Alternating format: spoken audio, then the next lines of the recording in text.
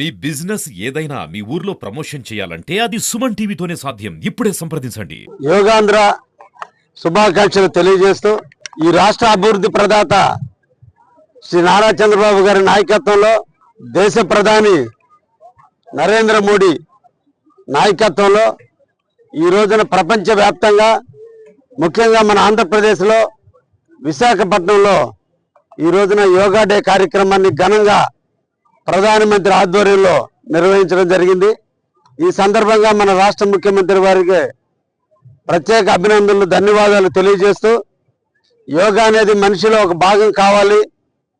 మానసిక ఒత్తిడి నుంచి బయటికి రావడానికి, శరీర ఆకృతిని పెంచుకోవడానికి, శరీరంలో ఉన్న రుగ్మతలను తొలగించుకోవడానికి, సమస్యల నుంచి బయటపడడానికి, ఆరోగ్యానికి ప్రధానమైన సూత్రంగా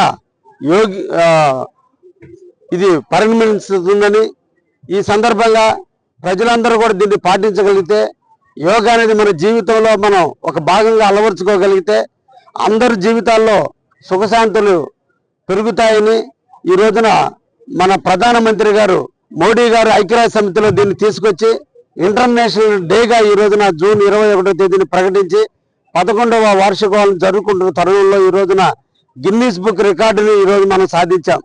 వరల్డ్ రికార్డులు 22 వరల్డ్ రికార్డుని ఛేదించుకుంటూ ఈ రోజున 2 రకాలుగా గిన్నీస్ బుక్ రికార్డుని కొన్ని కోట్ల మంది ఒకేసారిగా ఆంధ్రప్రదేశ్లో చేసినటువంటి దానికి ఒక వరల్డ్ రికార్డుని ఆంధ్రప్రదేశ్ సృష్టిస్తూ, రెండో విధంగా 5 లక్షల మందితో ఒకే ప్రాంతంలో ఈరోజు ప్రధానమంత్రి చేతుల మీదుగా జరగటం గిన్నీస్ బుక్ రికార్డుగా ఎక్కింది. ఈ సందర్భంగా రాష్ట్ర ప్రజానికాన్ని అందరినీ కూడా కోరుకుంటున్నాం, యోగాని మన జీవితంలో ఒక భాగం చేసుకోవాలని.